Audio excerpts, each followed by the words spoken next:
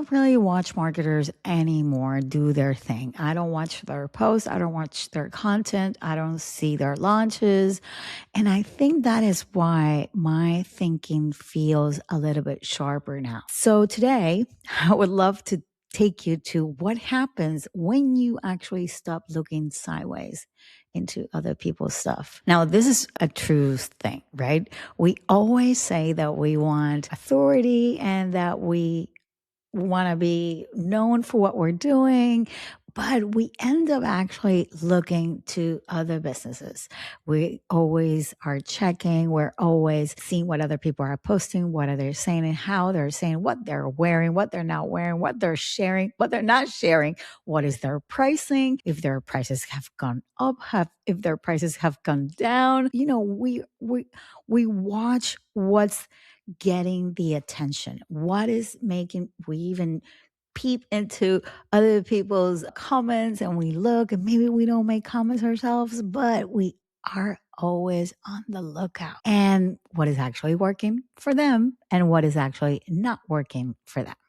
Now, this is all good and great. Everybody does this. We're all humans. We are all have this bug of curiosity, what other people are doing. So maybe we can change it and, repackage it in a different kind of way. But I've always been actually up for that. But I think that sometimes when you are doing all these work, you end up losing a little bit yourself in the process because you end up comparing yourself. You have this like maybe imposter syndrome when you see them that are so famous or they've suddenly like boom, they're great now. And you're like, oh, what the hell? I've been doing the same kind of content. Maybe that's the problem, that you've been doing the same kind of content.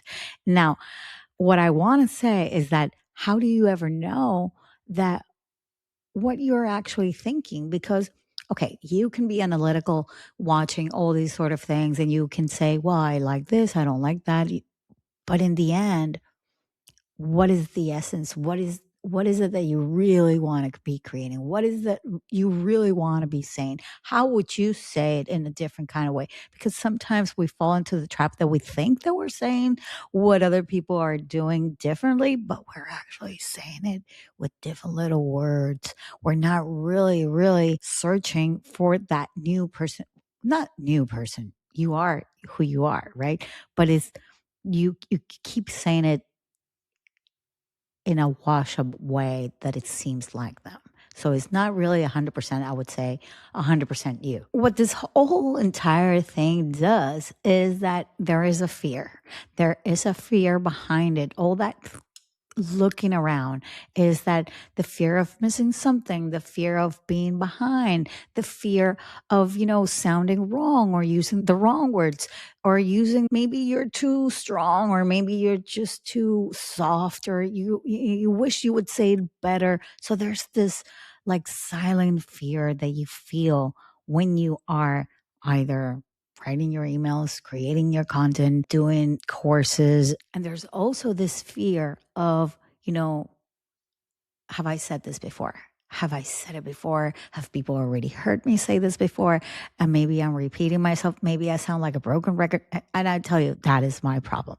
That is something that I have within me, that I do that every single day and every single week when I'm creating something. And I know that I have to conquer that because, it is what it is, really, but I need to make sure that I'm not losing touch, right? I'm not losing touch with what I'm trying to say. So what actually changed for me? So, like I said, I do this every week, every month, every 2 weeks when I'm recording, and I'm always pushing myself to be as fresh as I can. My problem is, and I don't know if you actually can relate to what I'm going to say, I get bored. I get bored really easily with what I'm doing. So I need to keep changing. I live in my cocoon house where I record. I do my clients. I do my meetings. I do everything. So I get bored. I need to change things around. Even my furniture, I switch it around and my cushions and everything. So I get bored very easily. And to me, to be bored, I don't want to be repeating myself. I don't want to be reacting to everyone. I don't want to use the same language as everybody else is using. I want to have my own opinions. I don't want to see the same things that are happening or say it in the same way or react to the same things because everybody's actually doing it. I personally don't like extremes. Extremes for the right. I don't like extremes for the left, or that you have to belong to this, or that we all have to follow a trend, or that we all have to dress in a certain way. That has never been myself. And I lost that growing up. And then I recovered myself and my being of being who I want to be little by little. And when I create content and I'm writing or I'm in a meeting or I'm trying to create a strategy for somebody, I make sure that that is like a out of the box, never heard before. I've never seen it. Or I took an idea from another industry and I'm applying it to this new industry. So I'm always wanted to be and create from my own creativity. This is very redundant. I'm sorry. But I've always wanted to be different. Okay. Whether you like it or not. But I've never been like cattle. Like we all go with the cattle. No, I am not cattle. I am a unicorn. I'm not a unicorn. Sorry. I don't believe that really. But I just feel that we're all individuals and we're all different. And I don't like to follow things. I like to create my own opinion and then decide if I like that or I don't like that. Or if I want to keep doing it or I don't want to keep doing it. And sometimes I used to, when you start a business from scratch, you do end up actually copying other people. And I hated it. I hated myself forever thinking of doing that. And the more you mature in your business and you have your years of experience, and I know that many of you that are listening to me, you have your years of experience and you know what it is to be different in your own world, in your own niche, in your own service. You know that that uniqueness is more important than ever, especially with AI and all these things and TikTok and all these sort of things that we need to be creating, right? What took me to all this, I was sitting one day like a week ago, yeah, maybe 2 weeks ago, and I decided, I got to put all this process in my head. And how do I do this? What is the process that I do every 2 weeks or every 3 weeks when I'm creating content, and maybe share it with some other people? So I've made a blog article about it. And if you are interested, you can see how I create my process to keep fresh and new things when you are so bored about everything in 2026. So I'm going to leave that in the description. Now, the real shift that I actually see is that the authority is not knowing everything. I mean, some people believe that if they talk louder, people will listen to them. And it's actually deciding what you actually believe. I think that what you actually believe and you are true to yourself and you say what you mean, it's the right way to go when you have an idea, a topic of something that you want to be creating. And what I do most of the time, and I do wish more people would actually do this, is that you need to be protecting your thinking. Your thinking, like, how many times have you heard somebody say to you, like, well, what is your gut feeling? Or what is your sixth sense telling you?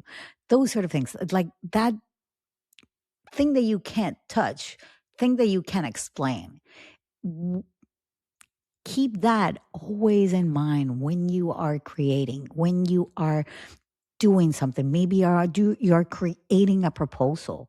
So those things that you feel like, oh, I'm fearful about it. When you create with fear, you will get fear. When you create with power and with unique point of view, you will be perceived as that person, as that authority in your niche, in your service.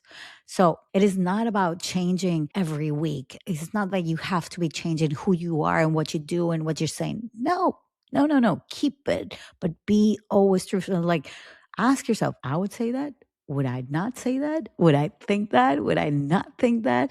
That is exactly what I want you to start thinking more about you. And it's okay. It is really okay with slightly being out of sync. It is okay. And you can always come back to you, always come back to you, to yourself, to who you are. And if you're always adjusting and fitting, you will never stand out. That is the thing. You will never stand out.